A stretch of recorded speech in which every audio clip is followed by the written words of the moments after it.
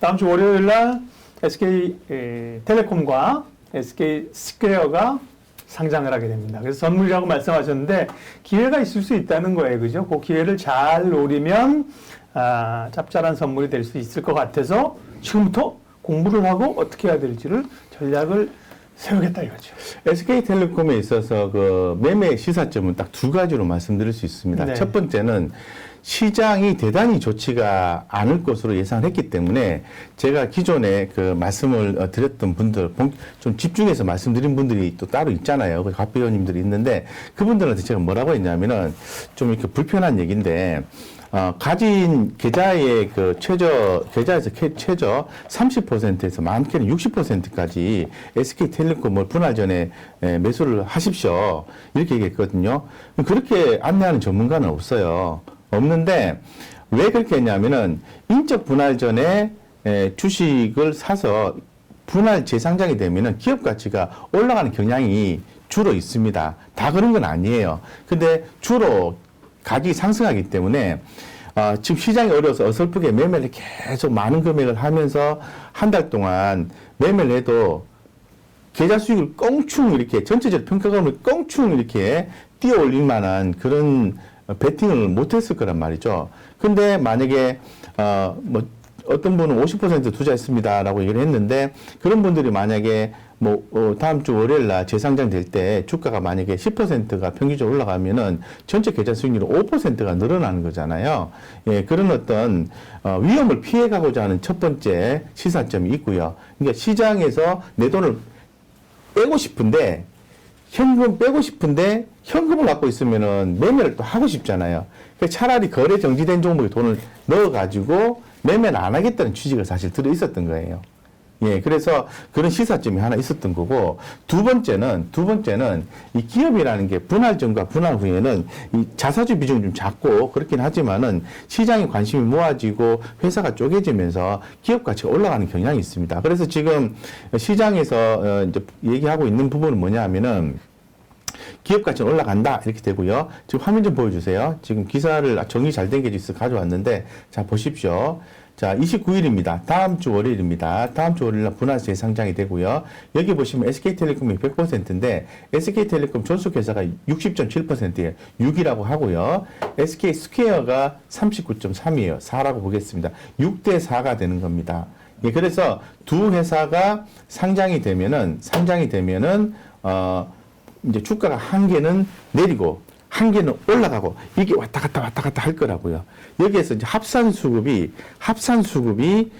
분할 전보다 올라가면은 이익을 보시는 거예요. 그래서 그때 한번 매매를 좀 하실 필요가 있다라고 심플하게 정리를 해드릴게요. 그래서 기존에 갖고 계신 분들은 분할 전에 매수를 했으니까 네. 분할 후에 매도를 한다 이렇게 생각하시고 그럼 매도를 해야 되느냐라는 질문을 다시 한 번 더 해볼 수가 있어요. 그럼 디테일한 또 전략을 또 말씀을 또 드리겠습니다. 네, 자 그러면은 자 분할해서 매도를 했어요. 자 매도를 이제 하는데 다 매도를 해야 되느냐? 그러면은 선택을 해야 되겠죠. SK텔레콤과 SK스퀘어 중에 하나를 좀 선택을 해야 됩니다.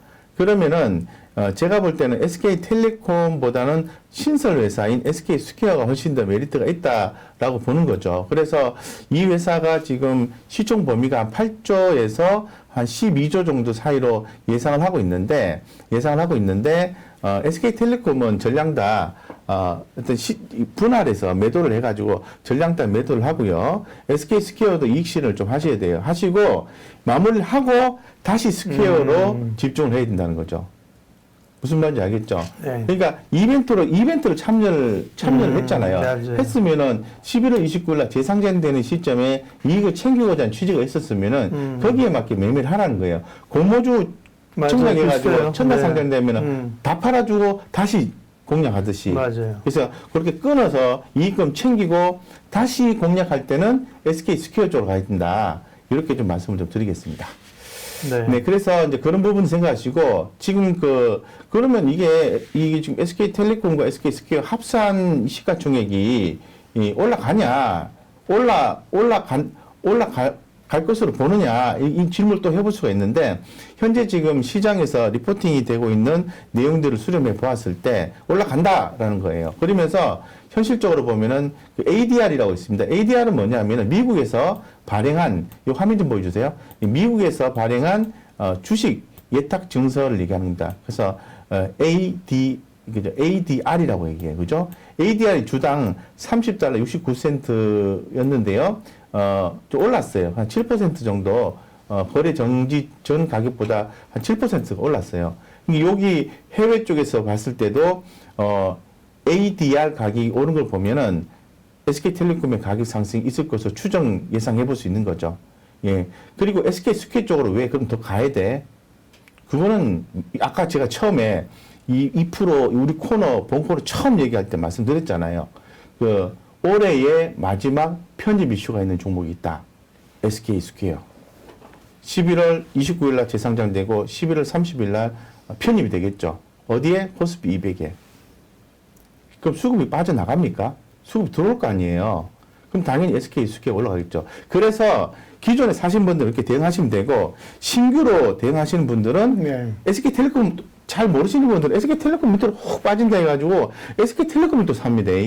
올라가는 SK스퀘어를 안 사요. 또 보면 그러시면 안 되고 그 SK스퀘어에 대해서 공략을 한다 그러면 SK스퀘어를 공략을 하셔야 되는데 언제까지 공략하냐면 코스피 200 편입 이슈 때문에 공략하는 게 아니라 향후에 요번에 그 에코프로하고 에코프로 HN이 그 주식을 수합하면서 지배구조를 확정을 시키지 않습니까? 완성을 했지 않습니까? 그런 것처럼 지배구조를 완성하는 작업이 있어요. 주식을 착 교환하는 작업이 뭐 짧게는 3개월, 길게는 6개월 뒤에 있습니다. 있기 때문에 그 사이에 주가가 빠지거나 올라가거나 할 거예요. 그럼 빠지든 올라가든 상황 보고 SK스퀘어를 조금 투자해보는 전략을 취한다면은 내년 어려운 시장 상반기에도 좋은 성과를 낼 가능성이 있다. 설령 물려도 기다리면 아주 크게 밑에서 열심히 사면은 크게 수익을 볼 수 있는 경우가 될 수 있다라고 말씀드리죠. 그래서 끈기 있는 사람만이 결국은 내년 상반기에도 SK스퀘어에서 돈을 벌 수 있다라고 말씀드리겠습니다.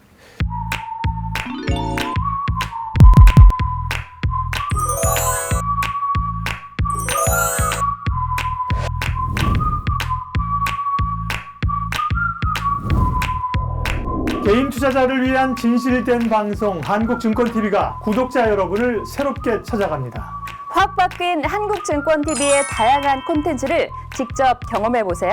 한국증권TV에서 만나요.